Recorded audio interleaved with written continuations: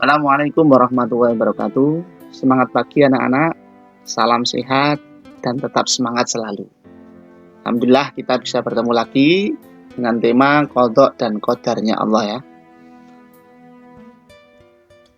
Qadha qadar itu iman atau rukun iman yang keenam. Seperti sabda Nabi ketika ditanya malaikat Jibril, "Antu'minu billahi wa malaikatihi wa kutubihi wa rusulihi wal yaumil akhiri wa tu'minu bil qadri khairihi wa syarrihi." Maksudnya, hendaklah kamu percaya kepada Allah, malaikat-malaikatnya, kitab-kitabnya, rasul-rasulnya, hari akhir, dan beriman pula dengan qadarnya Allah, ketetapan Allah, baik itu buruk maupun baik, ya. Rawahu Bukhari Muslim. Jadi rukun iman yang ke-6. Apa itu qadha qadar? Nah, qadha itu secara bahasa ketetapan, ketentuan, ukuran, takaran dan atau sifat gitu ya. Secara istilah ketetapan Allah sejak zaman azali sesuai dengan kehendaknya tentang segala sesuatu berkenaan dengan makhluk. Zaman azali itu zaman sebelum semua ini diciptakan. Zaman sebelum makhluk hidup semua diciptakan, Allah sudah membuat ketetapan. Contohnya apa? Contohnya adalah usia. Contohnya apa? Contohnya adalah penciptaan. Ini sebelum diciptakan sudah ditetapkan oleh Allah. Lalu qadar itu apa?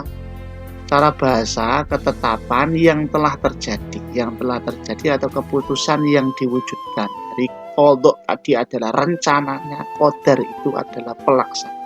Kan seperti itu. Istilah Islam perwujudan kehendak Allah terhadap semua makhluknya dalam kadar dan bentuk tertentu sesuai dengan iradah Allah, sesuai dengan keinginannya Allah. Contohnya apa? Usia manusia misalnya 63 ya, sudah 63 berarti sudah terjadi dan sudah ditetapkan ya. Bumi, ketentuan Allah, manusia akan diciptakan untuk mendiami bumi dengan berbagai ketetapan. Nah, sekarang manusia sudah mendiami bumi, berarti sudah diwujudkan.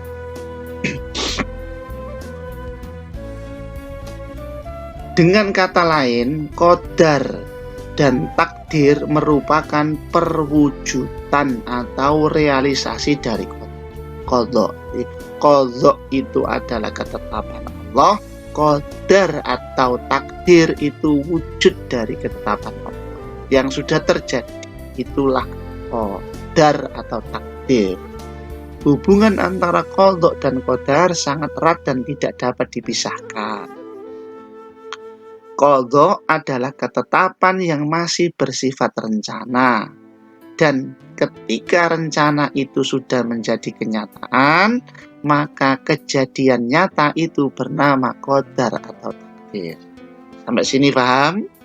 Paham ya? Jadi tak ulang lagi, qadha itu ketetapan yang masih bersifat rencana yang ada di Lauhil Mahfudz sana, dan ketika itu sudah dilaksanakan menjadi nyata, maka kejadian nyata itu bernama qadar atau takdir. Dalam kehidupan sehari-hari, kita terbiasa menggunakan kata takdir, padahal yang dimaksud itu adalah qadha dan qadar. Jadi qadha itu rencananya, qadar pelaksanaan. Dalil takdir Allah, inna kulla syai'in khalaqnahu biqadar. Sesungguhnya kami menciptakan segala sesuatu menurut ukurannya. Quran surat Qamar, urutan suratnya 54, ayatnya 49. Bagaimana hadisnya? Yang artinya seperti ini. Allah Subhanahu wa ta'ala telah menulis takdir makhluk sebelum dia menciptakan langit dan bumi dalam jarak 50.000 tahun. Dan arasnya berada di atas air. Hadis riwayat Muslim. Ini dasarnya, ada dasar lain dari Quran dan hadis yang lebih banyak, tapi kita sampaikan dua aja di sini. Hukum beriman dengan qadha dan qadar apa? Wajib percaya dan yakin bahwa Allah mengetahui segala perkara yang akan berlaku kepada semua makhluk. Kita wajib yakin. Allah telah menetapkan ketentuan tertentu dan tiada satu perkara pun yang terlepas dari ketentuan Allah. Yakin, harus, wajib itu. Wajib beriman bahwa perkara yang berlaku merupakan pelaksanaan ketentuan Allah yang telah termaktub sejak zaman azali itu. Kita harus yakinkan diri kita, harus ada keyakinan itu, dan itu sifatnya wajib di dalam hati kita, pikiran kita. Takdir, macam-macamnya itu ada yang disebut dengan ilahiyah, ada juga ikhtiariyah. Atau dengan bahasa lain, ada yang mubrom, ada yang mu'allaq. Apa takdir yang mubrom itu? Ketentuan Allah yang tidak, ini ada kalimat tidak ini, ketentuan Allah yang tidak dikaitkan dengan ikhtiar manusia. Jadi ini prerogatifnya Allah, haknya Allah, tidak bisa dirubah. Contohnya apa? Kematian. Contohnya apa? Jenis kelamin. Orang tidak bisa merubah jenis kelaminnya, sudah paketan. Jodoh, contohnya jodoh. Seorang berjodoh dengan siapa, itu jodoh ya. Kematian atau kiamat yang lebih besar itu dan sebagainya. Nah, bagaimana yang mu'allaq? Mu'allaq itu ketentuan Allah yang dikaitkan dengan usaha manusia. Jadi ini manusia punya hak atau diberi hak untuk berusaha, untuk berkarya sesuai dengan keinginannya. Contohnya apa? Kepinteran. Kalau orang pengen pinter, ya belajar, gitu ya, ada usahanya. Kalau pengen kaya, ya bekerja yang sungguh-sungguh mencari yang halal dan thayyib. Kalau pengen alam ini tidak rusak, ya manusia jangan merusaknya. Nah itu. Kecelakaan, kalau tidak pengen terjadi kecelakaan, ya manusia harus lebih hati-hati, harus berusaha menghindari kecelakaan itu. Jangan sampai melakukan sesuatu yang bisa menyebabkan kecelakaan. Meskipun ada juga kecelakaan yang sudah tidak bisa dirubah karena itu takdir dan sebagainya. Itu peta kehidupan manusia. 3 aliran takdir. Ada 3 aliran takdir. 1 aliran Jabariyah, 2 aliran Qadariyah, 3 aliran Asy'ariyah. Bagaimana pendapat aliran Jabariyah terhadap takdir ini? Aliran Jabariyah mengatakan manusia tidak memiliki kehendak bebas dalam hidupnya dan segala sesuatu yang terjadi adalah kehendak Allah. Jadi manusia itu seperti wayang. Kalau berbuat baik ya itu karena kehendak Allah. Kalau dia melakukan dosa ya karena memang sudah dikehendaki Allah. Dia maksiat ya dikehendaki Allah. Dan manusia itu seperti wayang, tidak punya hak, tidak punya kemampuan apapun. Semua itu diyakini sudah atas skenario Allah dan dikehendaki. Nah, bagaimana menurut aliran Qadariyah? Ini berlawanan dengan Jabariyah. Orang Qadariyah mengatakan Allah memberikan kebebasan pada manusia untuk menentukan jalan hidupnya. Allah memberikan kebebasan pada manusia untuk menentukan jalan hidupnya. Jadi Allah tidak terlibat sama sekali. Orang mau berbuat baik ya karena orang itu sendiri, orang mau berbuat maksiat ya karena orang itu sendiri. Jadi semua adalah tergantung manusianya. Allah tidak ikut-ikut.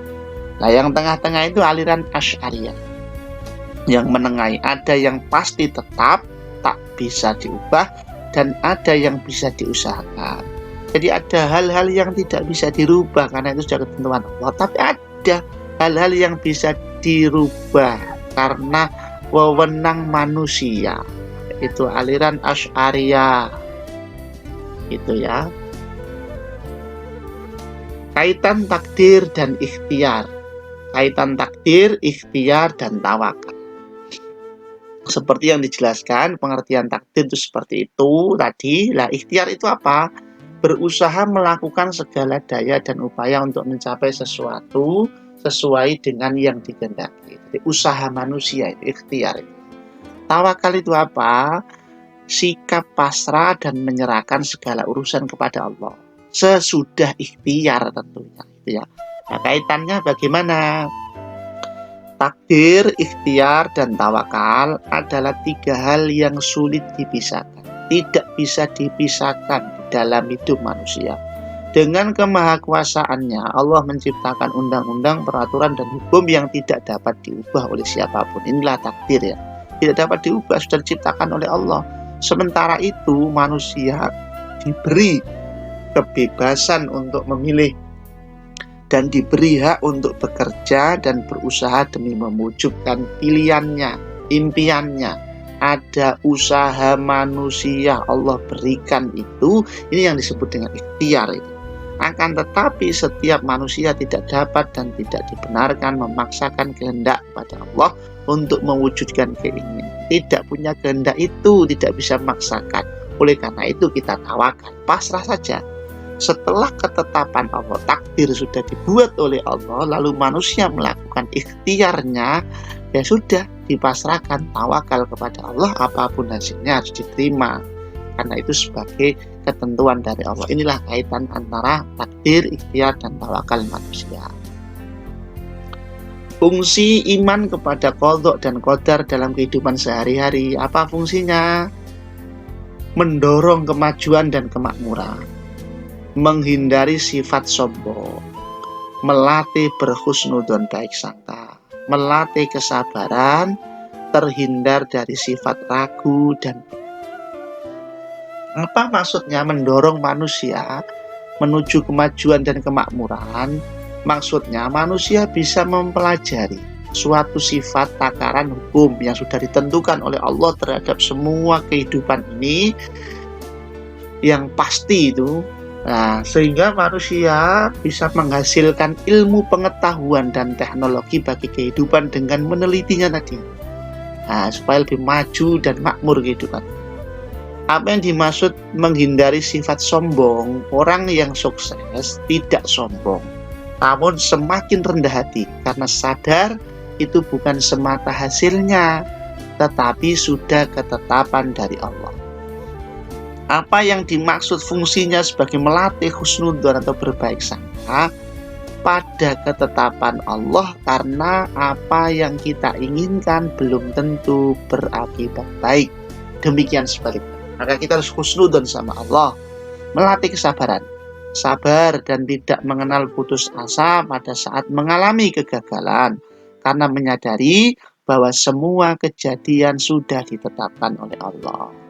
Terhindar dari sifat ragu dan penakut, artinya dia meyakini bahwa apapun yang bakal terjadi tidak akan menyimpang dari ketentuan dan takdirnya Allah. Santai aja, tidak usah ragu dan takut. Perilaku cerminan iman kepada qadha dan qadar. Apa perilakunya? Yakin qadha dan qadar dari Allah, dan qadha qadar bersifat logis lah itu semua. Pemahaman utuh kepada qadha dan qadar melahirkan pribadi yang mau bekerja keras dalam meraih sesuatu. Allah tidak menyalahi sunnatullahnya, hukumnya Allah, sehingga manusia yakin kekuasaannya atas hidupnya dan kehidupannya. Kita tidak boleh sombong saat berhasil, karena semua itu tidak semata-mata atas usaha kita sendiri, tapi ada takdir dan ketetapan Allah. Tidak putus asa karena senantiasa husnudzon, berbaik sangka pada keadilan Allah, ya. Adil, mampu menyusun strategi, khususnya dalam hal pekerjaan sehingga hasilnya efektif dan efisien. Bersyukur saat dapat rezeki apapun bentuknya dan senantiasa sabar saat ujian datang. Hikmah iman kepada qadha dan qadar. Apa itu hikmahnya? Bertambah yakin kepada kekuasaan Allah. Yang kedua, melatih diri untuk banyak bersyukur dan bersabar. Syukur dapat nikmat, sabar dapat ujian. Syukur dapat nikmat, sabar dapat ujian. Begitu terus kehidupan ini pasti indah. Menjauhkan diri dari sombong dan putus asa. Apa yang disombongkan semuanya titipan dari Allah. Keberhasilan kita tidak semata-mata karena diri kita, tapi karena takdirnya Allah. Jangan putus asa, Allah pasti punya rencana yang baik untuk kita. Memupuk sifat optimis dan giat bekerja. Giat bekerja karena sudah diberi Allah takdir yang bisa kita rubah tadi. Mu'alaq tadi. Giat bekerja karena dengan giat bekerja kita bisa mendapatkan sesuatu, kerja keras, kerja cerdas, kerja ikhlas, ya. Menenangkan jiwa. Kalau kita sudah yakin dengan qada itu, insya Allah tenang jiwa kita. Demikian, semoga semuanya ini bermanfaat. Assalamualaikum warahmatullahi wabarakatuh.